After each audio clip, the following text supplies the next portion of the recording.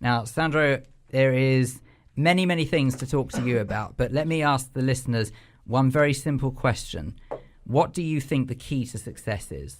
Oh, that's a very, well, good afternoon, first of all. Straight in there, or straight into the deep end. Hang on a second. I'm asking the listeners that. What do they think the key to success is? I'm very pleased you are listening, but no, in particular, I want to know from the listeners what you believe the key to success is. And the reason why I ask you this is because Sandro, as you're about to learn, has turned himself around, I think is the best putting it. He classes himself, and I quote, as an ordinary guy who simply believes and demonstrates day-to-day determination is a prerequisite for a will to win. And all of this is what we're about to discuss. But if you have any examples of that you would like to discuss with us, please do feel free to give us a call. You know the number by now, but I'm going to say it again anyway. It is 0203 290 4411. Sandro, welcome to Men's Radio Station. This sounds truly inspirational. I suppose the best place to start has got to be at the point where you thought your life needed to be turned around, and why? Well, I think there's lots of different component parts to my life and the businesses that I run. So I guess we'll talk about those. But I think probably the place to start would be the predetermined route for me when I was a youngster. My mum was a widow at the age of 28. I was the eldest of 4 children. My father was a restaurateur, so many people will have already identified with the surname. So my family was the hotel empire that once was Trust House Forte and Forte PLC more latterly until it got taken over by Granada in 1996. So at the age of 9, I was the eldest of 4 children and, to quote my mum's words at the time, the man of the family. Wow. So my father had been a very successful restaurateur in the family, in the hotel business, and that was really where the Forte family became synonymous with success. So the Italian side of my family came over from Italy after the Second World War, were interned in Scotland, and then when the war ended, scattered to various parts of the UK, and my father settled in Weston-super-Mare, the place where everyone's only ever been once. And or not in some cases. Not in some cases. And from the age of 13, really to really help my mum rebuild her life, she'd lost everything within a couple of years of my father's death. Why? Because I guess she had relied on him quite rightly. He was the breadwinner. She was a young married mother of 4 children, had never worked in the business, had no experience. So really that very successful, I guess, affluent lifestyle that we got used to as youngsters, living in a big house, wanting for nothing, disappeared within about 4 years. That's absolutely shocking. Everyone knows the chain. That level of wealth and security, and I just imagine organised money, and it's like, how could it just go in such a short space of time? Well, the one thing I learned very early on, and it's kind of ironic because the business I then went into at the age of 21, almost by accident, was really, I guess, a symptom of my experience. And what I discovered was that we call it a paradigm, a belief system that has no basis for reality. And one of the things that I learned when I was very young was that people had passed my dad by in the street because they assumed that because he was successful and wealthy and lived in a big house, he didn't need things like financial advice or to have his money planned or for there to be a legacy or that was my assumption. Any structure. Yeah. It was just assumed that it had been taken care of. And that is so true of life in general. And I've met loads and loads of people famous people in particular, who you assume have taken care of everything and in actual fact haven't. So, and not to mention who could have ever predicted the loss of your father at such a young age either. Well, right. He was 21 years older than my mum, so he was 50, but that's still no age. And, we learnt, I was working in my family business at the age of 13, 2 hours before school, 2 hours afterwards, every summer holiday. So my upbringing was completely different, I think, from most kids of my age. But I learnt loads of really, really amazing lessons during those sort of 7-8 years until I left home and actually went off to drama school. That's a completely different story. But that's what people do when they have no idea what they want to do. But actually, even drama school taught me loads of things that have stood me in really good stead in my professional life. So I ended up going into business by accident, working for a family friend. I needed to pay off a student overdraft. And then discovered, dare I say, wealth management. But I've grown a business that's completely different to most. And that spawned a book. And conference speaking all around the world. So there's loads of different facets to my life. There are loads of facets, and we're definitely going to cover those facets for as long as we have you. But let's start off, shall we, with the growing of your business. What is your business? How did it start? And what would you say that you do that is different to your average businessman? Well, I think that, if we just focus, there are three different parts I think that we could possibly talk about. One is the financial services business. And I think the first thing that I did, Phil, was I recognised that the industry, let's call it that, because I'm still not sure I classify it as a profession, the industry as it was then, and to some extent still is today, was pretty maligned. It was probably only on the Trust League, number 2 on the Trust League 2. And I say this with great respect. But again, the paradigm, the belief system is that, estate agents, financial advisors, some solicitors, we've all had an experience of working with a professional person that turns out to be anything but professional. And so what I did is I just inversed the model. I just flipped it upside down. And the first question I had for myself was, what is it that's important to people? Is it the advice itself? Let's presuppose the advice is good. Well, the answer is yes, of course. But if there were 10 of us in a room now all giving you advice, pretty much with similar qualifications, we'd all be saying the same thing. It's the what comes next. It's the journey. It's the hand-holding. It's the 20-year relationship that people don't trust in because they don't think they're going to get it based on their experience. So we were the first business of our kind to create a guaranteed service charter. So as well as guaranteeing the advice, we were focusing very much on the relationship. So you made it safe. Exactly that. So you were their friends more so than like just a business person, right? Yeah. So we invested. One of the things in the modern world, it's quite common to come across advisors who charge fees for initial meetings. Yeah. We decided not to do that because we felt that we wanted to build a relationship first, invest our time and our effort, and we always end our initial meetings with a report that allows the client or prospective client to go anywhere they want to for a second opinion, use us, take the information, go somewhere else, do it themselves, because that generates goodwill. And goodwill is something that many, many professional people have forgotten all about. And it's something I learnt. My grandfather, God rest his soul, he said, your handshake is worth a 500-page contract. Always say please, always say thank you, always respect people, always treat them as you would wish to be treated yourself. And those real basic principles of life have stuck with me ever since. And I built my business just on the back of it's the what comes next bit that's more important than the what comes first bit. Well, I'm sure that Howard will be hugely relieved to know that your debut here on Men's Radio isn't costing him anything. Yes, so the basic principle there was, are we bigger, better, faster, stronger than anyone else? No. Do we get things right all of the time? No. But if you get something wrong, admit to it, hold your hands up, put it right. So good human relationships. Yeah, and 29 years in the business, and touch wood, yet to receive a client complaint, which is the acid test in my line of work. So what are you known as? Because you're a hotshot that gives huge talks all over the place, aren't you? Well, I wouldn't say hotshot, but that's very kind of you. The thing that happened next was that because people in my world could see what was happening, they started to invite me to conferences in the UK initially. That then led to an invitation to speak on a very large stage in San Francisco in 2000.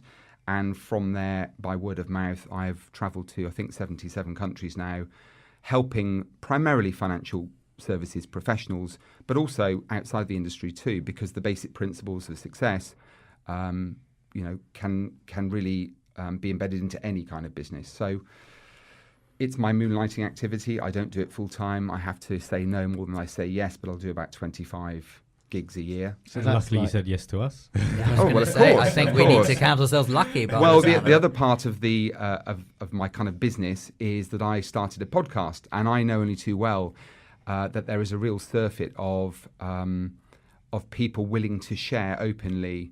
And the thing I love about the station is, and the reason I wanted to get involved with you guys is because I think there is just not enough people sharing good quality messages that help other people. So in my line of work, I've met lots of very well-known people. I've met lots of wealthy people. I've also met loads of people who have suffered, trauma, those bumps in the road, sometimes fairly catastrophic. They've picked themselves up. And interestingly, most of the successful people I know have probably experienced the opposite end of the spectrum, those challenges and obstacles in life, more so than the majority of us. But they're successful by definition. Well, those challenges and obstacles that you mention, it's interesting because it's sort of plays into what Nick Davis, our last guest, who's still very much still here, was talking about before with his metaphorical rucksack. And when you overload yourself and put too many stresses and troubles on your own back, it's making it sound as if everything has been very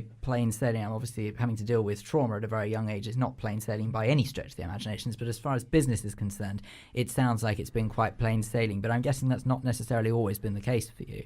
No, well, the kind of part B of the second chapter of my life's book is that my mum remarried, I'm pleased to say, and the guy that she married, Dave, was a really super chap, became my best friend. He got me into drama and helped me pursue an education, got me involved in sport at a county national level. And that journey for the next 13 years was amazing. But when I joined the profession at the age of 21, very green, didn't know what I was doing, working with a friend of the family, when I eventually decided to do my own thing, he became my very first client because of that experience from before. Within 2 months of setting up the insurance arrangements for him, he was also diagnosed with cancer, as my father had been all those years ago, and passed away about 6 weeks later. So my first experience of my business, and the reason why kind of rule number one for success is passion. The reason I'm so passionate about it is because I have that real life example of doing something that adds incredible value to, in this case, my own family. And when I hit people say I want to think about it, or I haven't got time to deal with it, or I just take the view, well, that's fine, it's their prerogative, but there's 64 million other people that do want good quality advice. So I think the answer to your question is that life is full of ups and downs. I've had plenty, as have my family. My poor mum suffered more than most, but people who are successful have this innate ability to pick themselves up off the ground and I think that's what makes you successful. Is the ability to pick yourself up and keep going, right? That is what gives you success, to overcome adversity. I'm a great believer that everyone was born, no one was kind of born successful. It's learned behavior. And if you have the ability to kind of reevaluate, dust yourself down, go back to basics. My business is all about the basics. It's about teaching people, empowering people, because if you have a good level of knowledge and education on a subject without being an expert, you can make informed decisions. And once you can make informed decisions, you're more confident. Therefore, you take ownership. You're more likely to follow through. Real simple stuff. And I make no apologies for keeping things really simple, because I think that's the way to approach things. And Nick, do you think, Kenny, do you think that there is some truth in that, sort of to actually keep things at a simplistic level is a good, we've talked about it on the whole of the show, coping mechanism for dealing with whatever life throws at you? Yeah, I think what successful people tend to do is it's not just keep going, but what they tend to do is they use a form of alchemy to change the bad things into a kind of energy to move them forward. If you look at every successful person, you never hear of, life was great and this, that and the other. There's always this kind of an adversity that they've had to overcome. But what successful people I find that do is they change that adversity into an energy that drives them forward. And I can clearly see that in you. And I'd say what the two of you have in common is specifically the things that didn't go right. They're the things that you've turned around and you've passed on. That's what you've both based both of your... It sounds like not just businesses, but kind of like passions, purposes.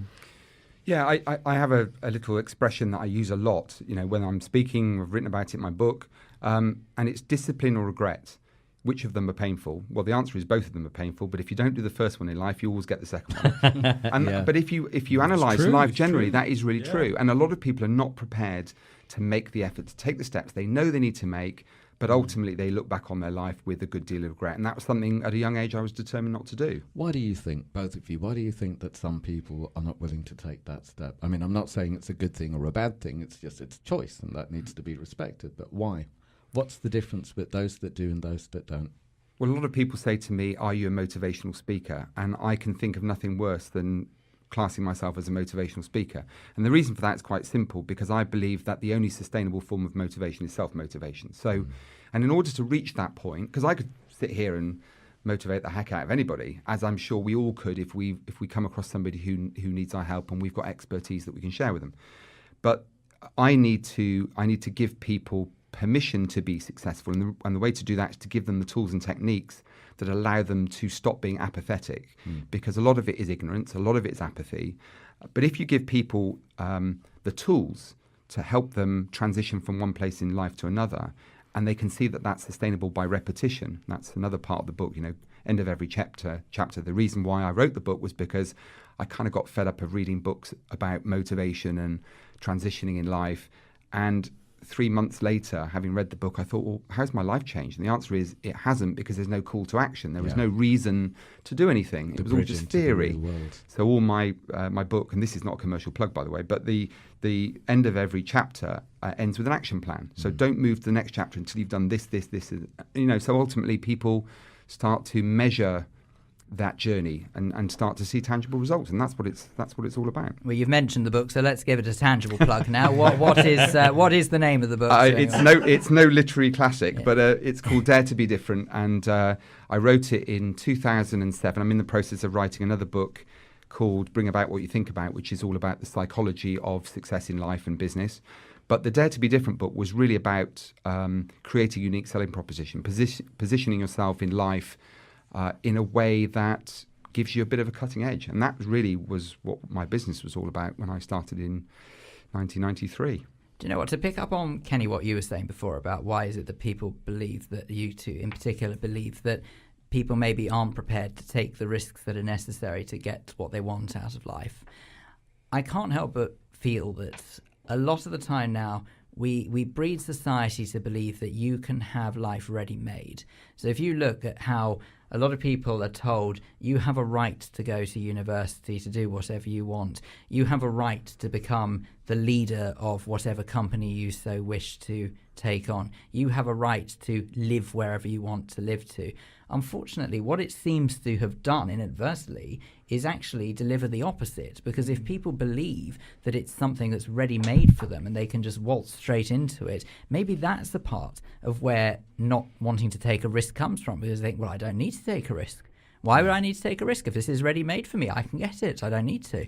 And then comes imposter syndrome. Yeah, I was going to bring that up about imposter syndrome. I deal with that an awful lot.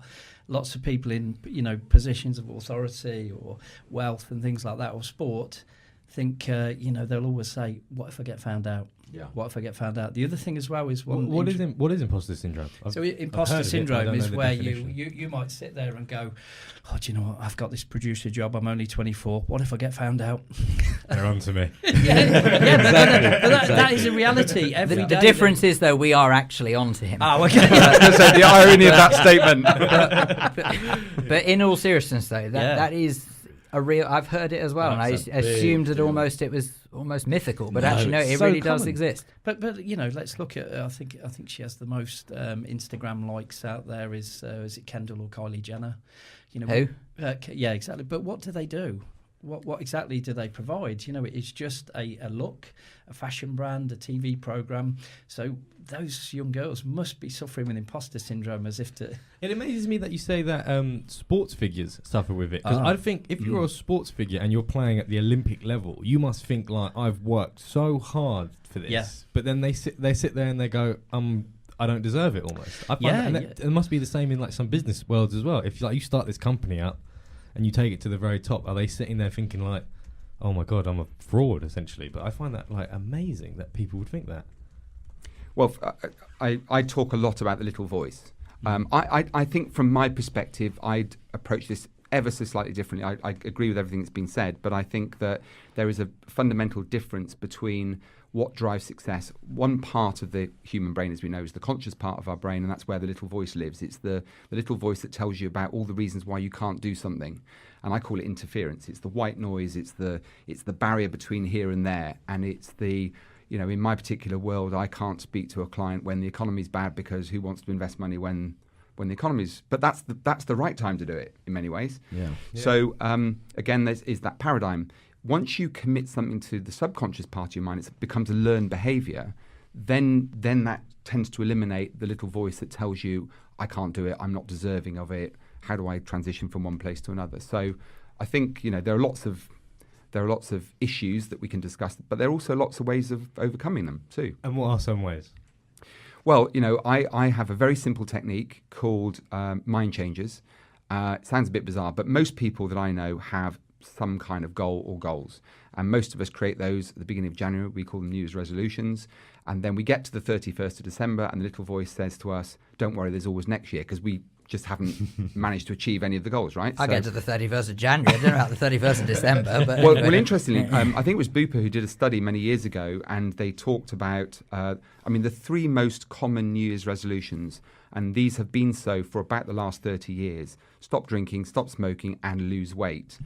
By the 15th of January each year, something like 50% of the people have failed, and by the end of January, 75% of people have failed. And interestingly, in the study, 11% of those people surveyed said they didn't know. I'm not quite sure how you don't know whether you've lost weight, stopped smoking, or stopped drinking. But it proves the point that things get in the way.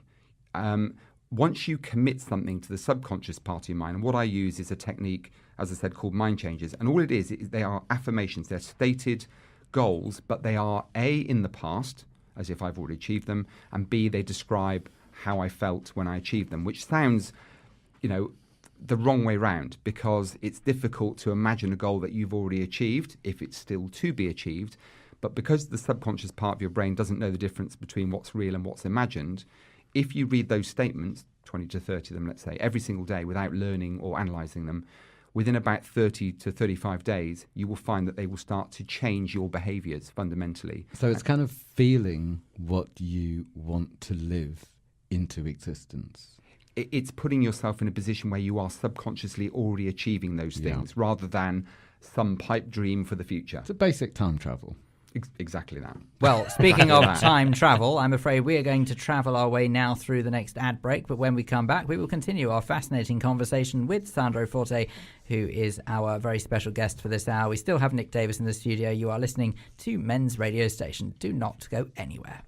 You're listening to Men's Radio Station, where men really talk. Well, this Sunday lunchtime is most definitely whizzing past a little quicker than some of us would like. We are exactly halfway through this show on Men's Radio Station. You are listening to Phil Dave in for Ross Kane, along with Kenny Mamarella de Cruz and James Blake, who's 24.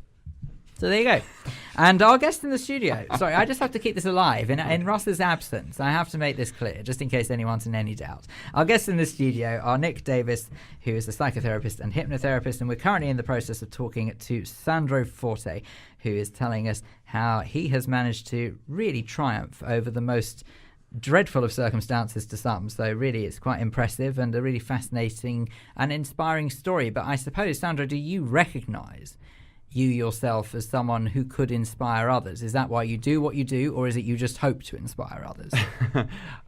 Well, I'd like to think it was the former. I guess my own personal... Well, look, I think the first thing to say is my personal experience doesn't actually matter to anybody, because that's personal to me. What came of that is a set of experiences and a journey that I have since been able to communicate with other people and link to some of their own personal experiences. So, yeah, I'd like to think it was the former. We all, I think, love the idea of, if we can, changing a person's life. Which is, I'm guessing, what you're hoping to do with Dare to Be Different. We mentioned your book very briefly a little earlier on, but let's look a little more at the book. Now, in the absence of a copy in the studio, we'll speak to the PR afterwards, don't worry. In the absence of a physical copy in the studio, tell us what exactly would the reader experience if they picked up your book? What exactly? You mentioned a little bit about their little mission statements at the end of each chapter, but how is it broken down? What will people find if they turn the page? Well, I think the first thing to say is that it was a book that was primarily aimed at financial services professionals. So there's kind of reference to how to grow a business, but actually most of the messages there can be used in any business, any walk of life, indeed for anyone personally. So all the things like overcoming the obstacles, mental obstacles that I guess we all experience from time to time. Managing time, work-life balance is a very important thing for most people. We talked a little earlier about social media and the younger generation, the millennials now, finding things a little bit too easy.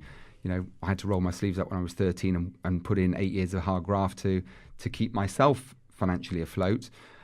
So the book is really aimed at business people, covering kind of the A to Z, if you like, of engaging with new prospective clients, depending on whatever industry you might happen to be in.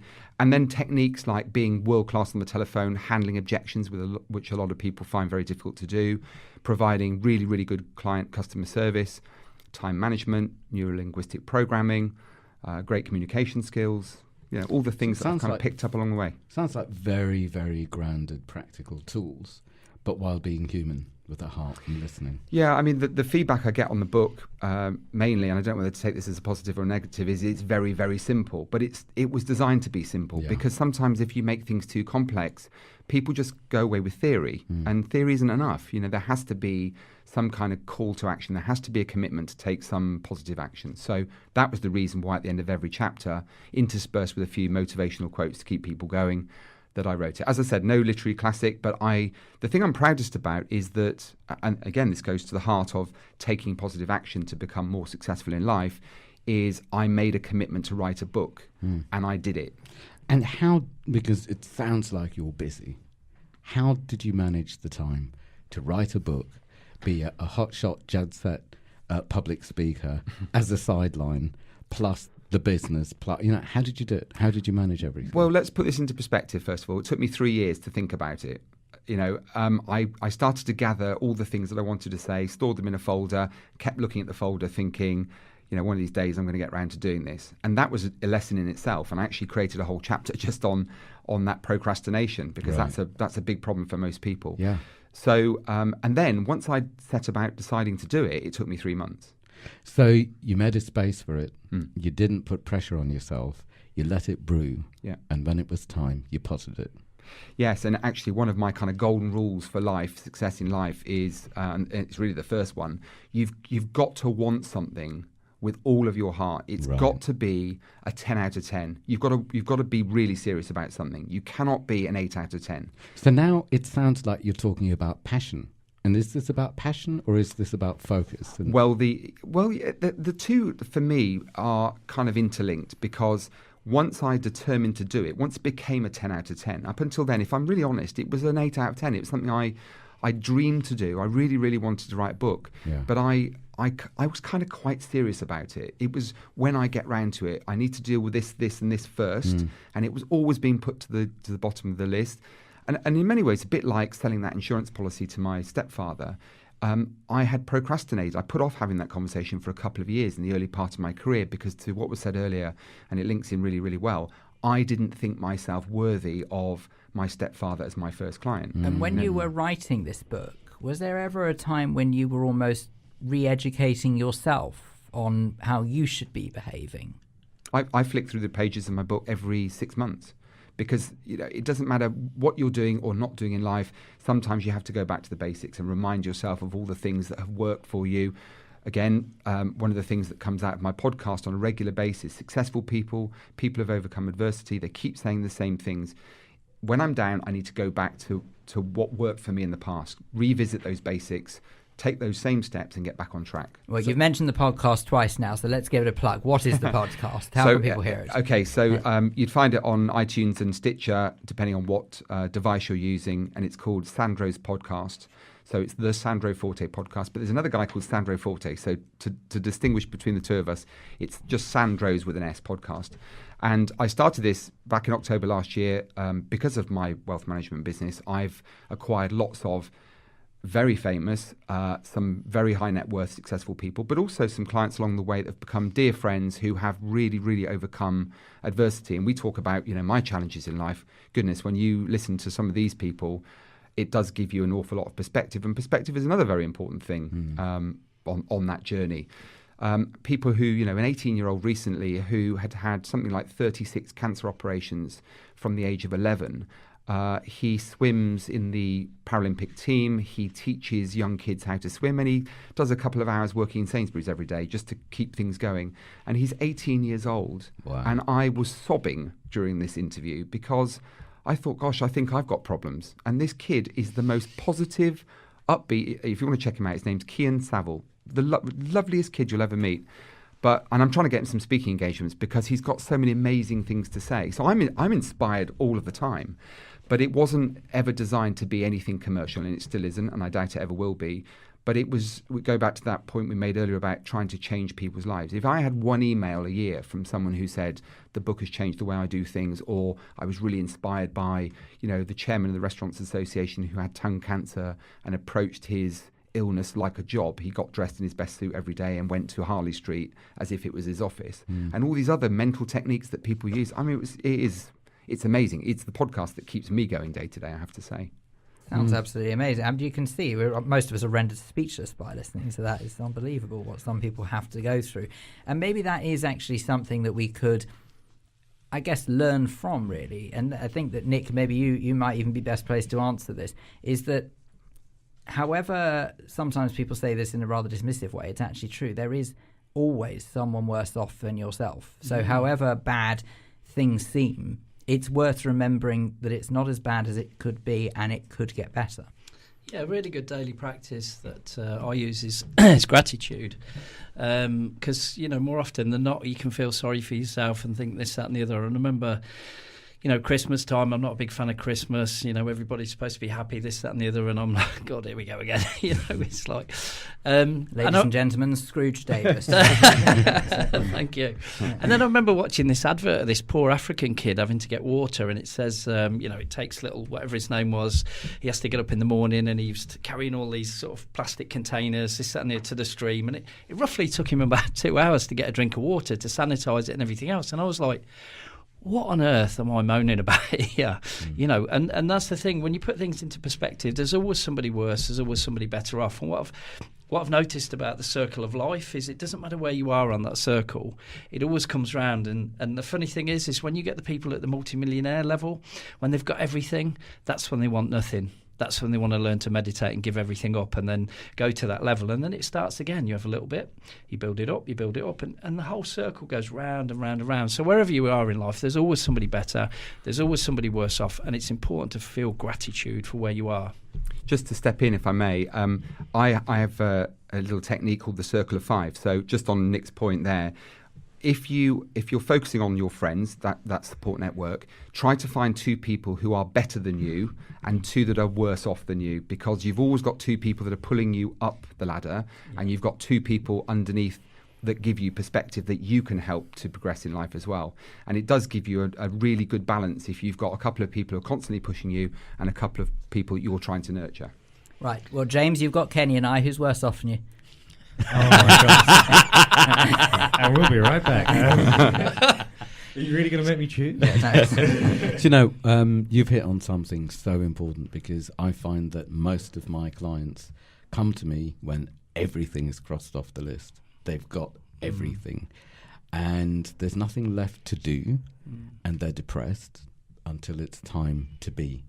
And then they exist, and then there's passion, and then there's self-awareness, and it's not chasing, and it's not am I giving power to the outside, but it's starting from their spirit, from their soul, from what you two seem to have with your journeys and the hardships and the way you've unlearned them, and now you're passing the tools on to other people. Well, it's that thing that you touched on, and I think it's that culture of when I get this, then I'll be happy. Yeah. Whereas I was with a friend yesterday, we were talking about business and a new project we're doing, and I said, you know what, I want to live my life more in the moment. And I said, I want to have a coffee in a place like this. And he went, shall we have a coffee in that place like this then? And it got me, my mind was in the future, whereas, you were saying, Kenny, it's about spending time in the now. And if you can't enjoy what you've got now, what's the point of getting any more? But is that a bit of a misnomer, though? Because there are some people I know who, there's one person in particular who obviously not going to name because he's not here to defend himself and probably doesn't even want it broadcast, but he suffers quite badly with depression. And all, for as long as I've known him, he has ever wanted is to find himself a wife, to settle down and have a family. Is it not the case, though, that if someone has depression, they have to address the cause of that depression or why they get depressed? And just if he does get himself this wife and family that he craves, it's not necessarily going to cure the fact that he is someone who suffers with depression. I mean, if you look at the 3 things, so You've got anxiety, stress, and depression. So anxiety is a future-based emotion. You're thinking about something that hasn't happened yet, and you're awfulising that situation. So it's the future. Yeah. Stress is a current thing. You've got too much on your plate. The rucksack's too full. Can lead into depression. Stress and depression. Depression tends to be a past-based emotion. So what happens? The rucksack's full, and the person is looking back at their life, going, "This happened, this happened, this happened." So what I tend to do first with people, I treat them all differently. So if somebody's suffering with depression, they need to heal the past. Okay. Well, is there anything that you are hearing with this, Sandra, that you can relate to in your journey? I hate that word; it's so cliche now. But your journey to where you are now in terms of business and success. Can you relate to sort of what has been said about this, sort of the struggles along the way, and how it's made you feel mentally before actually sort of getting to where you are? Yeah, I think that it's right to say that, in fact, all the people I've met, my own experience, there have been many, many more downs than ups. And I think it's important that people understand that the real successful people, you know, whether you're Richard Branson, who I think it's well known he has dyslexia, but he's triumphed in spite of some of those challenges. If you speak to, let's take somebody that's fairly firmly in the news at the moment, Donald Trump, loads and loads of poor experiences in business. But there is one thread that runs through everybody that has become successful, whatever you want to deem success, and that means lots of different things to lots of different people. To your first question at the top of the show, they have that ability to pick themselves up. And I think for me, it's one of the reasons why people really struggle to deal with the future. The attainment of goals, to the points that Nick just made, is that too many people focus on the outcome. And the moment you start to focus on the outcome, success or failure hangs on one thing. And although it is cliched to use that word journey, I'm a great believer that you should work on the journey and ignore the outcome, because the outcome will take care of itself if the steps along the way, if the boxes are ticked along the way. So if you focus on the small, bite-sized, manageable chunks, break everything down and just focus on ticking them off one at a time, the outcome takes care of itself. You don't need to worry about that bit. I find so many people can be attached not only to the picture of the outcome, but even to every step along that, without realizing that there are signs and there are coincidences and there are people that are handed along the way. But it's like, no, don't give me that.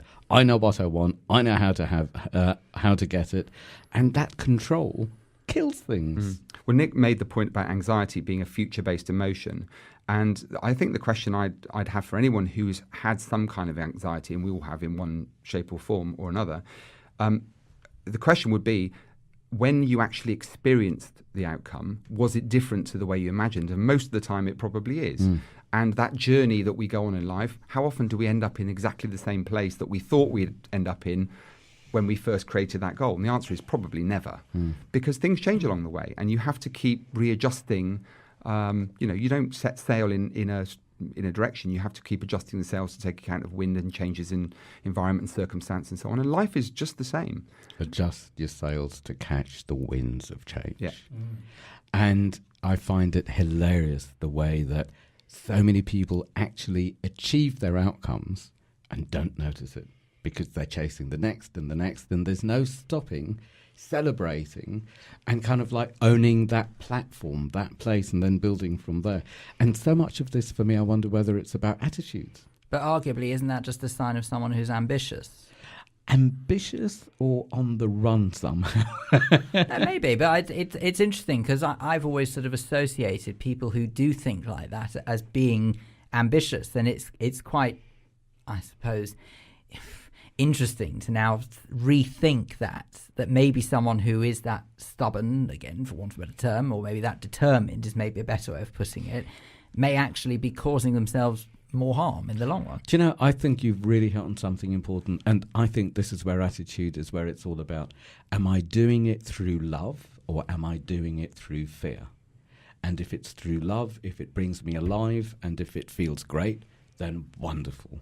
If I'm driven by fear and terror and what people think, then it's just going to be toxic. It's not going to be a nice now. Isn't sometimes a fear of almost a good motivator in some way? It can be a great catalyst, but I'm not sure it's a good way to live life. Can I just pick up on that? Because what you fear tends to become true. We touch on the conscious, the subconscious mind. I call it the unconscious. But whatever you think about, the unconscious mind doesn't process the don't. So if I say to you guys, think of a blue bus. Don't think of a blue bus. So what you have to do is you have to think of a blue bus and then not think it, if that makes sense. So when you're rehearsing and this is one of the things I change with people's language, and I say it's really, really important when you set goals, like with weight loss, some people say, I don't want to be fat anymore. So they create a picture of being fat and hey presto, the unconscious mind starts to revivify that and start looking for foods to create that, and then they have to undo it, if that makes sense. So it's about talking in the positive affirmative, we call it. So saying what you want rather than what you don't want. I want to be skinny, right? Yeah, exactly. Or I am skinny. Or I am grateful for my skinniness and my pants falleth off. Well, that's now I just want lunch. lunch. Exactly. Oh, yeah. I've just got food going through my mind now. Thanks for that. But this is exactly the technique in your book, isn't it? Yeah. And what do you call it again? I call it mind changes because Right. that's exactly what it is. You know, you're changing the subconscious reaction to things. Again, picking up on what Nick's just said, the subconscious is the most powerful part of our minds. We don't use it. Yeah. But once, a very simple technique. If you fear an outcome, so let's say you're about to pick up a telephone to a new customer, and you're worried that they might say no to you or give you a bit of a hard time, simply imagining the outcome before you pick up the telephone will increase your chances of success by 11%. That is well-known scientific study. It's been performed many, many times over the years. Just imagining the outcome changes your approach mentally that helps to then influence the person you're speaking to. Well, this sounds like the optimum time to ask people listening right now to imagine the outcome if they were to call us. What will happen if you were to phone a radio station right now, interact with Men's radio station and tell us? Because I'm quietly confident there's loads of what our guests are saying that I can relate to, and I'm sure I speak for the rest of the presentation team as well. But hopefully I speak for you, and better still, you could speak for you. Give us a call on 0203 290 4411. That's 0203 290 4411. James is bouncing along there, imagining the jingle being sung as we speak. But it's much better if we hear your voice rather than a jingle that sings the telephone number. We would love it if you were to contact us. We've been talking all throughout the show on coping mechanisms and what you do to cope with the stresses of everyday life. One of the things I would like to put to our very special guest, who is Sandro Forte, is what would you say your coping mechanisms are? How do you cope with whatever life throws at you? Well, Because let's be honest, you've had an awful lot thrown at you. Well, I think, again, let's put this into perspective. There is no easy way of dealing with the stresses and strains of everyday life. So there is no easy fix. I think it's important that most people, everyone understands that we'll come from the same place. We all have to address and deal with this similar issues to a greater or lesser extent. So I think revisiting all the things that I know work for me is the first place I would start. And I think that if you're dealing with things that you really, really want to do, really enjoy doing, want is always greater than need. Once you start listening to the right-hand side of your brain, the emotional part of your brain, and you really become quite passionate about the things you want to do, it's easy to move away from that natural inertia that we all feel when we worry about something. And I'm the world's biggest worrier. I'm far more right brain than left brain. I tend to make a purchase and then think about it afterwards, and then, oh gosh, I wish I hadn't done that. And we're all built differently. So whatever technique works for different people is fine. For me, it's sometimes you just need a little bit of, I don't meditate necessarily, but sometimes just locking myself away for a couple of minutes, having a conversation with myself and, reminding myself of all the things that work, because they don't work one week and then they don't work the next. So you take some space, reconsolidate, change your perspective, and then take part with life. Yeah. Simple as that. Very simple. It so is, isn't it? And breathing? Yeah, I've done, again, we all suffer to a greater or less extent with stress. My work, my time is very stressful. I spend a lot of time on the go. I'm lucky if I get 5 hours of sleep a night. I'm often sleeping in a hotel bedroom or on a plane or, driving home at 11 o'clock at night. Suddenly it doesn't sound so glamorous. No, it isn't. Hard work, success, again, whatever we deem that to be, isn't easy. And that's another one of my expressions in life. Success is not easy, but it is simple. Yeah. Success is not comfortable. Everyone will tell you that's achieved anything in life will say it was really tough. Yeah. But they overcame. And I just want to pick up on your point, Phil, about ambition. I'm not sure if I know what the definition of ambition is. What I would say is everyone that we all see as ambitious would say, I just have a razor-sharp focus on what I want to achieve. And that's why we call them ambitious. It's just because they know what they want to do and they're in the process of doing it. We see them as cutthroat and, are going to bulldoze everyone out the way. I don't see it like that at all. I wonder whether that's down to individuals, that some just need to express power to be okay, where some just need to express purpose to pass something on. So very different motivations. And, I know a lot of ambitious people, and some I would hang out until the cows come home, some I would run a mile from. But then that's different, I guess, places of operating or different values, different means. One thing that I wanted to pick up on is the way that negative emotions and fear and all of this can be demonized, where surely good feelings pass, bad feelings pass, fears pass, grief pass. We've all been through grief. These things are, for me, I'm not sure that they're bad or they need to be avoided. Surely it's feel into them and feel them by rather than avoid them and collect them. So at some level, they're kind of, eating the life force away.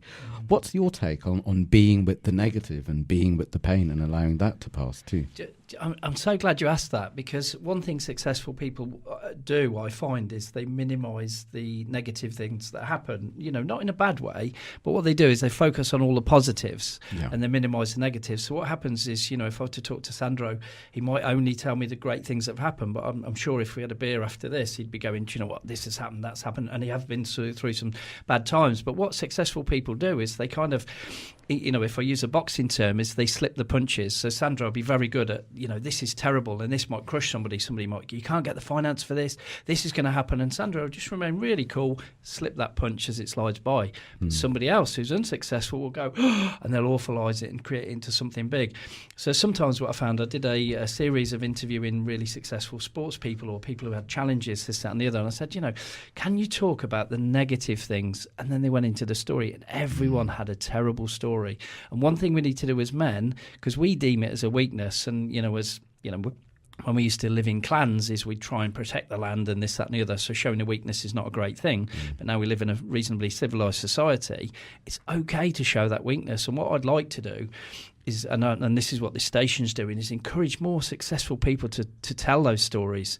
It's really refreshing to hear what Sandro's had to sort of go through to get to where he is now, but I think we need to do it more. And I feel that it's these stories that are more valuable than the success stories, because meeting people there and saying, I know what it's like and this is how I turned it around. And better still, I know what it's like and this is how I avoided turning it around or held on to it. This is how I failed.